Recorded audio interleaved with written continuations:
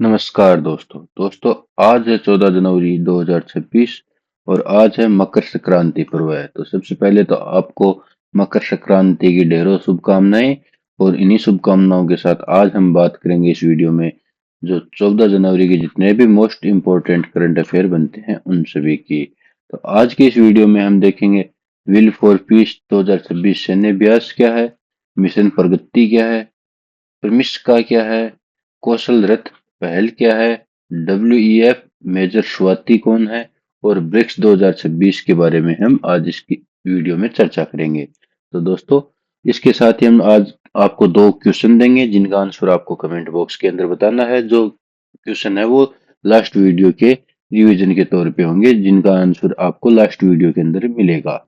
दोस्तों चलिए आज का पहला पॉइंट देखते हैं। ब्रिक्स 2026 का आयोजन भारत के अंदर किया जाएगा। दोस्तों आप सभी को पता ही है ब्रिक्स क्या है।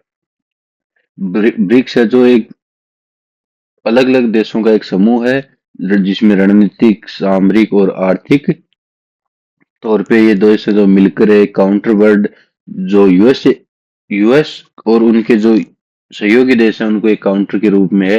ये ब्राजील, रशिया, इंडिया, चाइना और साउथ अफ्रीका। तो दोस्तों आप सभी को पता ही है ब्रिक्स की स्थापना 2006 के अंदर होती है जिसकी फाउंडिंग मेंबर होते हैं ब्राजील, रशिया, इंडिया और चाइना। और 2010 के अंदर है जो इसमें साउथ अफ्रीका भी शामिल हो जाता है। दोस्तों इतना आपको ये पता होना चाहिए। इसके दोस्तों 2026 ब्रिक्स 2026 की जो एनुअल मीटिंग है इस बार कहाँ आयोजित हो रही है दोस्तों? भारत के अंदर है जो आयोजित हो रही है। और इसके लिए थीम क्या रखी गई है दोस्तों? तो दोस्तों थीम रखी गई है लचीलापन, नवाचार, सहयोग और निरंतरता के लिए निर्माण। दोस्तों ये है जो ब्रिक्स 2026 की थीम रखी गई है। इसके अलावा दोस्तों हम बात करें तो इसकी याद रखने वाली इंपॉर्टेंट चीज यही है इसकी थीम पूछी जा सकती है एग्जाम में। इसकी भी डेट अनाउंस नहीं हुई है, अभी इतना ही अनाउंस हुआ है कि ब्रिक्स 2026 का आयोजन भारत में होगा। और दोस्तों आपको एक चीज और याद रखने के लिए बता दूं, ये 20वां संस्करण होगा इस ब्रिक्स 2026 का।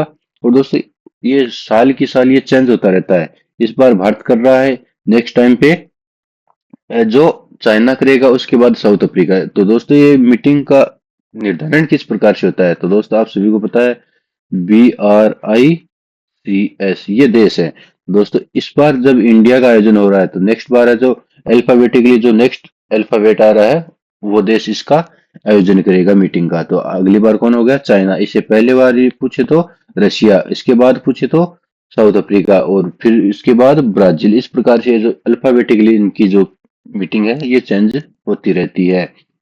दोस्तों इस बार की जो थीम है ये इतनी किस प्रकार से याद रहे, तो इसके लिए आपको एक शॉर्ट फॉर्म याद रखनी है। और वो शॉर्ट फॉर्म क्या है? BRICS, BRICS। यही जो इसकी शॉर्ट फॉर्म होगी ब्रिक्स, जो थीम की शॉर्ट फॉर्म भी क्या होगी? ब्रिक्स। और ब्रिक्स 2026 का आयोजन भी भारत में होगा। अब दोस्तों ब्रिक्स से क्या शॉर्ट फॉर्म बनती है? दोस्तों ब्रिक्स से बनता है बिल्डिंग। और दोस्तों आर से बनता है रिजिलियंस। आर से क्या बनता है दोस्तों? रिजिलियंस। आई से इनोवेशन, सी से कॉरपोरेशन और एस से सस्टेनेबिलिटी यानी सततता। ये जो ब्रिक्स की शॉर्ट फॉर्म को आप किस प्रकार से ध्यान रखते हैं कि ब्रिक्स है और उसकी थीम भी ब्रिक्स ही है। आपको जो आंसर है क्वेश्चन है वो इंग्लिश में देखना होगा। नेक्स्ट बात करते हैं पीपल फर्स्ट पहल क्या है दोस्तों? पीपल फर्स्ट पहल, पीपल फर्स्ट पहल का दोस्तों ये है भारत का पहला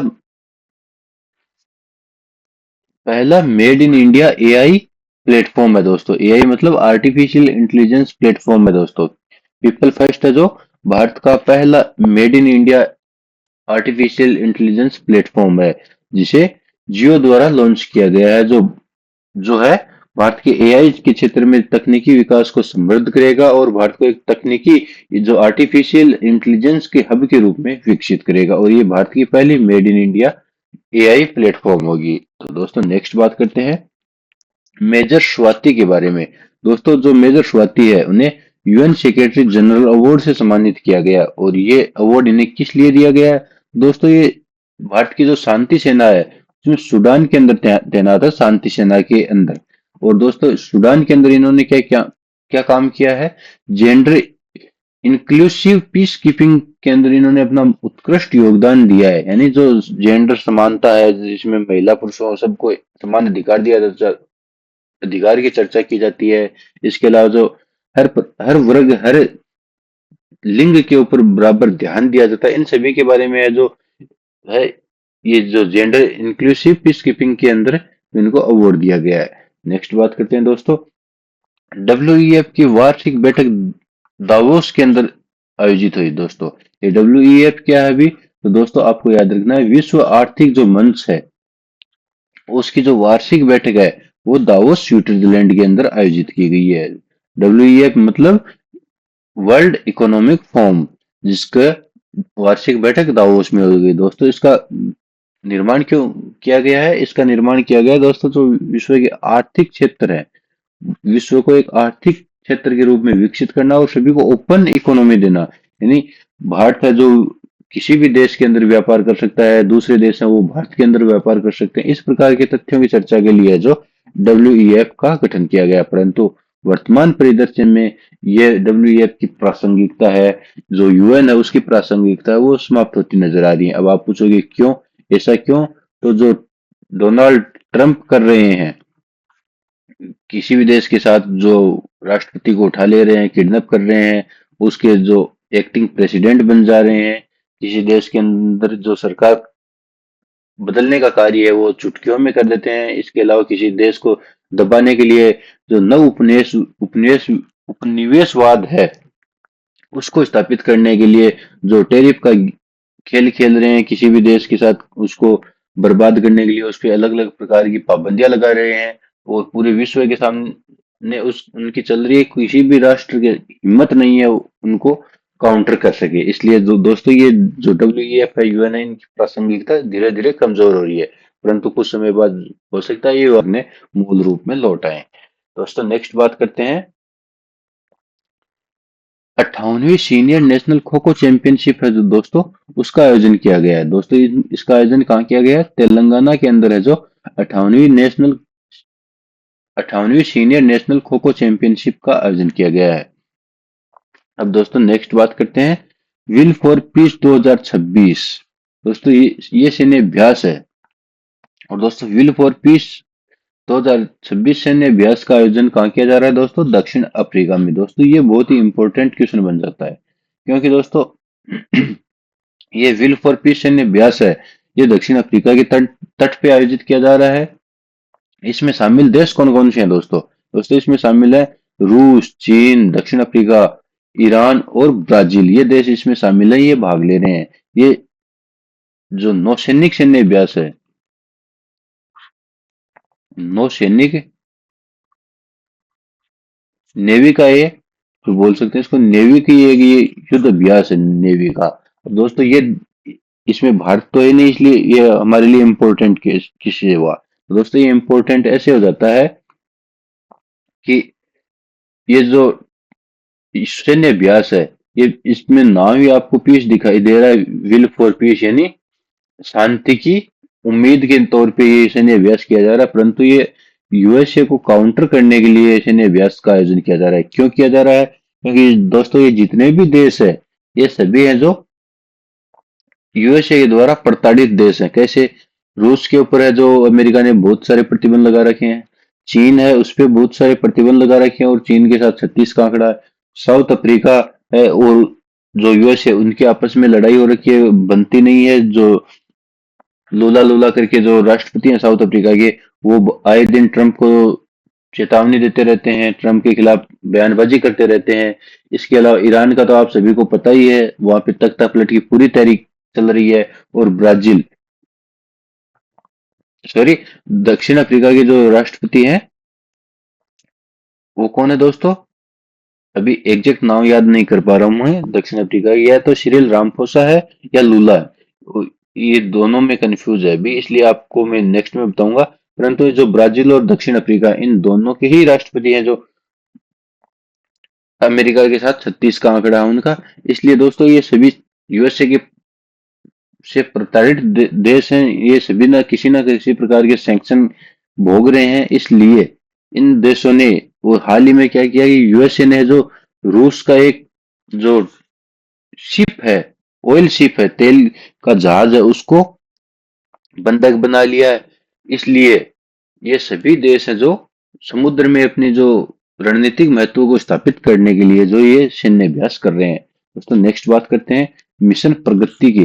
दोस्तों मिशन प्रगति क्या है? दोस्तों पंजाब सरकार ने मिशन प्रगति योजना के तहत निःशुल्क प्रतियोगी परीक्षा कोचिंग का उद्घाटन किया है। दोस्तों जो मिशन प्रगति है, ये पंजाब सरकार द्वारा शुरू किया गया है और इस मिशन प्रगति के तहत जो प्रतियोगी परीक्षाएं हैं उनकी कोचिंग निःशुल्क उपलब्ध कराई जाएगी। अब दोस्तों इसी प्रकार की राजस्थान के अंदर है जो अनुप्रति कोचिंग योजना संचालित की जा रही है, जिसके अंदर जो है राजस्थान सरकार है वो जो गरीब बच्चे हैं जो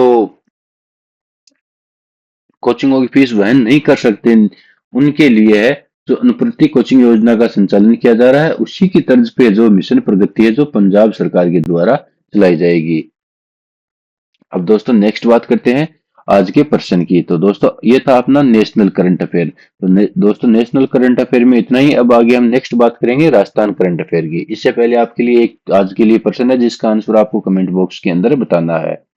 दोस्तों प्रश्न है रेवती मोहिते किस राज्य की पहली महिला मुख्य न्यायाधीश के रूप में नियुक्त हुई है? दोस्तों जो मुख्य न्याय चीफ सीजे है, चीफ जस्टिस है, वो किस राज्य की बनी है? रेवती मोहिते। आपके सामने ऑप्शन है मिजोरम, मणिपुर, असम और अरुणाचल प्रदेश। दोस्तों इनमें से आपको जो सही आंसर है उसका कमेंट बॉक्स के अंदर बताना है। तो ये आपका क्वेश्चन है जो लास्ट हमारी क्लास थी उसके अंदर से लिया गया है, ताकि आपका रिवीजन भी होता रहे और मुझे भी पता रहे आप कितना पढ़ रहे हो। अब दोस्तों नेक्स्ट बात करते हैं राजस्थान करंट अफेयर की। दोस्तों इसमें जो नेशनल करंट अफेयर था उसमें इतना ही था। अब हमारा स्पेशल होगा राजस्थान विशेष। तो दोस्तों राजस्थान के अंदर क्या, पहले सबसे पहले बात करते हैं रावचंद्र सेन की। दोस्तों रावचंद्र सेन का जो पनोरमा बनाया जा रहा है, पनोरमा कहाँ बनाया जा रहा है दोस्तों? ये जोधपुर में। अब दोस्तों ये पनोरमा क्या होता है? दोस्तों ये एक प्रकार का म्यूजियम होता है जिसके अंदर जो रावचंद्र सेन है उनकी जो भी रणनीतिक सैन्य और राज्य एक राजा के तौर पे जितनी भी गतिविधियां थी उनको एक जगह है एक म्यूजियम के अंदर रखा जाएगा और प्रदर्शनी के लिए खोला जाएगा। दोस्तों जो चंद्रसेन है उनके जोधपुर के प्रमुख ऐतिहासिक व्यक्ति हैं। दोस्तों इन्हें मारवाड़ का भूला बिसरा राजा भी कहा जाता है। इन्होंने अपने शासनकाल में संस्कृति और परंपरा को बढ़ावा दिया था। उनकी गाथाएं आज भी लोगों को प्रचलित करती हैं। उनको इन्हीं गाथाओं को और इनकी सांस्कृतिक परंपरा को बढ़ावा देने के लिए ये जोधपुर के अंदर नोरमा का निर्माण किया जा रहा है। नेक्स्ट बात करते हैं दोस्तों परमिस्र का। दोस्तों ये परमिस्र का क्या है? आप सभी को पता होगा दोस्तों कि राजस्थान में कुछ समय पहले एक जो दुखांतिका हुई थी, झालावाड़ स्कूल हादसा, जिसमें एक बच्चे एक सरकारी स्कूल में पढ़ रहे थे और ऊपर से जो कमरे की छत गिर गई थी, उसमें 7 बच्चों की मृत्यु हो गई थी। इसलिए दोस्तों उन 7 बच्चों को एक क्षुद्र ग्रह के नाम पे एक उनको अमर अमर रखने के लिए या उनकी जो दुखांतिका हुई उन बच्चों को याद हमेशा के लिए याद रखने के लिए नासा के द्वारा एक जो क्षुद्र ग्रह एस्ट्रोनॉइड एस्ट्रॉइड होते हैं उनके नाम पे, इन बच्चों के नाम पे उस एस्ट्रॉइड या जो क्षुद्र ग्रह उसका नाम रखा गया। अब दोस्तों ये परमिश का कैसे बना? तो ये 7 जो स्टूडेंट्स थे, जो 7 छात्र थे, उनका पहला अक्षर फर्स्ट अक्षर लेकर ये परमिश का नाम है जो बनाया गया है, जिसे क्षुद्र ग्रह दिए। इसलिए ये अंतरिक्ष में हमेशा के लिए उन बच्चों को की जो आत्मा है उनके तौर पे याद रखा जाएगा, या उन बच्चों को हमेशा के लिए याद रखने के लिए जो दुखांतिका हुई उसे सबक लेने के लिए है जो परमिश का एस्ट्रॉइड का नाम रखा गया है। नेक्स्ट बात करते हैं दोस्तों आस्था माथुर की। दोस्तों आस्था माथुर कौन है? तो दोस्तों आस्था माथुर है जो राजस्थान की है और ये बीसीसीआई के मैच रेफरी पैनल में शामिल हुए हैं। जो क्रिकेट कंट्रोल भारतीय कंट्रोल क्रिकेट एसोसिएशन है उसके अंदर जो राजस्थान की दूसरी महिला है जो इसके मैच रेफरी के तौर पे शामिल हुई है। अब दूसरी महिला, तो पहली कौन थी दोस्तों? पहली थी मीनाक्षी बंसल, जो राजस्थान की पहली महिला थी जो बीसीसीआई के पैनल में बीसीसीआई के पैनल बोर्ड में मैच रेफरी के तौर पे शामिल हुई थी। और अभी हाल ही में कौन हुई है? आस्था माथुर हैं जो हाल ही में इसमें शामिल हुई हैं। अब दोस्तों ये बात करते हैं नेक्स्ट कौशल रथ की। तो दोस्तों कौशल रथ क्या है? दोस्तों ये जो कौशल जो इसको बोलते हैं, जो भी बेरोजगार या बच्चे हैं उनको जो स्पेशल एबिलिटी सिखाने के लिए, जैसे किसी को रोजगार के लिए कुछ कौशल सिखा दिया, जैसे हमें किसी कोई महिला है, उसके पास कोई रोजगार नहीं है, परंतु सरकार के द्वारा उसको सिलाई मशीन देकर उसको सिलाई की जो शिक्षा दे दी गई, इसलिए वो उसके लिए एक कौशल हो गया है। इसके अलावा दोस्तों उसको फैशन डिजाइनिंग के बारे में सिखा दिया गया, तो वो फैशन डिजाइनर आगे बन सकती है। उसी प्रकार छात्रों को निःशुल्क, छात्र और छात्राओं को जो कंप्यूटर कोर्स करवा दिया गया। इस प्रकार के जो कौशल से संबंधित कार्य हैं उसके बारे में जागरूकता फैलाने के लिए जो कौशल रथ पहल का शुभारंभ किया गया, और ये शुभारंभ कहाँ से किया गया है? सीकर डिस्ट्रिक्ट से किया गया। तो दोस्तों ये था हमारा राजस्थान करंट अफेयर। इसके बारे में जो जितने भी राजस्थान करंट अफेयर थे उन सभी को देखा। अब हम दोस्तों बात करते हैं आज के क्वेश्चन की। तो दोस्तों आज के लिए आपका क्वेश्चन, दूसरा क्वेश्चन है। सेकंड क्वेश्चन कौन सा है दोस्तों? ऊंट महोत्सव 2026 का आयोजन कहाँ किया गया है? यानी किस जिले के अंदर है जो ऊंट महोत्सव 2026 का आयोजन किया गया है? आपके सामने ऑप्शन है सीकर, जोधपुर, जैसलमेर और जोधपुर। तो जी दोस्तों ये ऑप्शन दो बार आ गया, जोधपुर जोधपुर, इसलिए आप एक यहाँ पे कर सकते हो, बीकानेर। बीकानेर। तो दोस्तों ऊंट महोत्सव 2026 का आयोजन कहाँ किया गया है? आपके सामने ऑप्शन है सीकर, जोधपुर, जैसलमेर और बीकानेर। मैं इसको दोस्तों हटा ही देता हूँ, एक जोधपुर और है इसको।